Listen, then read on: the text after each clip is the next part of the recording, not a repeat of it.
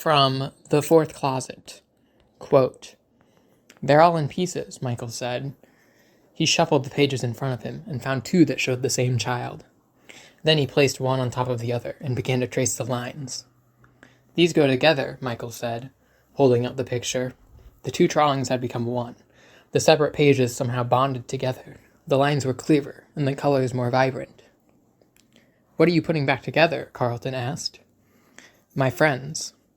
A little girl with long blonde hair ran past him, and he whirled around, recognizing her far away. There were duplicates of each child, all of them chasing different pages. So, in the fourth closet, William has split the spirits of the children across the Funtime animatronics.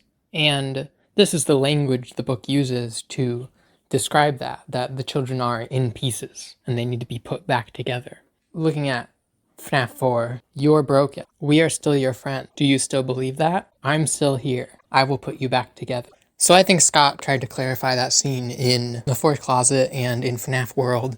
FNAF World is vague in some ways, but one thing that's very clear is that the crying child has these pieces, and it's associating those pieces with the FNAF 3 secret minigames, saying that those minigames are used to put the child back together. And it just so happens that there are a set of things that we are bringing together when we play those minigames. We're bringing together the children in Happiest Day. So the implication is that the crying child is broken into these pieces that are connected to the five missing children and maybe Charlie. And you look back at the scene in FNAF 4, I mean, literally the only thing on the screen besides the crying child himself is his plushies, his friends. And they fade away as we're being told that the crying child is broken in pieces. It's as though, like, those plushies are representing the pieces slipping away as they break off.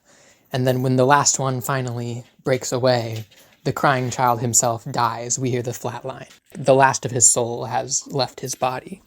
And then you have the Fredbear plush, which is explaining this. Like, look at the structure of it. You have the yellow bear with the big, wide smile. And this is his imaginary friend talking to him, except the text color is different. It's not really his imaginary friend, it's someone else pretending to be his imaginary friend.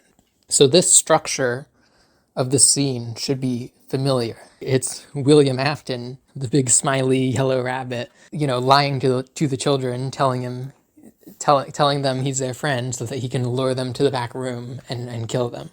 So then you have that last line, that "I will put you back together," which is weird if that's Happiest Day, right? Like, why would William want to create Happiest Day? But it makes a lot more sense when you look at the structure, right? Fruity Mace, for example, you have Susie, a crying child, Susie. You have the smiling yellow rabbit appears behind her. He says, "Your dog is still alive. He's back here. Come follow me," right? He's lying. He's lying in order to lure her so that he can trap her spirit in an animatronic, in Chica. I think if you look back at the Night 6 cutscene with that in mind, it makes more sense. The pieces put together is Happiest Day. The plush is telling the crying child that he's going to give him Happiest Day, but that's not really what he's trying to do. So you look at his words before that point, and he's saying, "We are still your friends. Do you still believe that?" Right? He's reminding the crying child of his emotional connection to the Fazbear animatronics. What he's actually trying to do is what William is basically always trying to do, is he's trying to put the ghost in the machine, or machines plural in this case. Now, why does William want to do this with the crying child? What are his intentions? What is he doing? Sister Location would kind of address this with the nightmare chambers, right? The crying child's fears, right, of the scary animatronics. Dittophobia directly telling us that those are experiments in the emotion of fear and the paranormal effects it has. So William is trying to use the crying child's fears for something. But what is that? So let's look back at the FNAF 3 minigames. They have cheery music, bright colors, cute names like BB's Air Adventure, Chica's Party. You have this cheery, fun sort of surface layer facade, but there's always this little tinge of something underneath. It feels sort of fake and forced, So then you have to find the error and glitch out of bounds, and then you fall down. You fall down into the deep, dark abyss underneath, and where you have these crying children. You have everything's all dark and black and these sharp, jarring, rigid backgrounds. It's as though this is like the sadness or the trauma buried underneath that sort of surface level. These minigames in general are very emotionally themed, like all this crying imagery. The final minigame is called Happiest Day. Like there's a strong focus on the emotion. But the point is, in order to free the children's souls, you have to bring them out of that scary, sad place and bring them together in Happiest Day for the party. Their souls are trapped. They should have moved on, They should have moved on after they got their revenge on William in Follow Me, and the ghosts fade away. But they didn't. They're trapped. They're just rotting in these suits for like 30 years. They can't move on.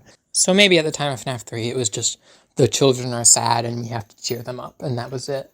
But FNAF 4, as I mentioned earlier, is recontextualizing these minigames as being tied to the crying child. The sadness, I think, is supposed to be the crying child's trauma, or at least part of it. Maybe it's partly, or maybe it's like the missing children's sadness is building on top of the crying child, but the crying child is like the root, like the core of it.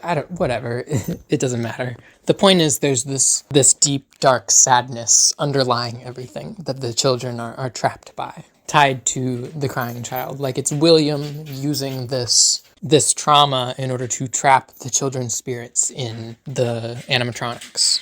And in order to resolve that, we have to bring them together in Happiest Day, put the pieces back together, put the crying child back together, and then they can finally rest. And like you look at the other continuities and it's like, in the movies, like the children are manipulated by William, and then once they break free of that, they stay around to like keep him contained, but they can move on at any time, The FNAF 2 movie has them just leaving the pizzeria and they're just kind of forced to move on. Like, they're not trapped in the movies. And in the novels, by the time of the fourth closet, again, like, they can just move on at the end. They're being manipulated by William. They see him as their friend and they're obeying his commands and stuff, and that's why they're still sticking around. But once that's resolved, they just move on. Once their vessels are destroyed, if there's nothing keeping them around, they can just move on.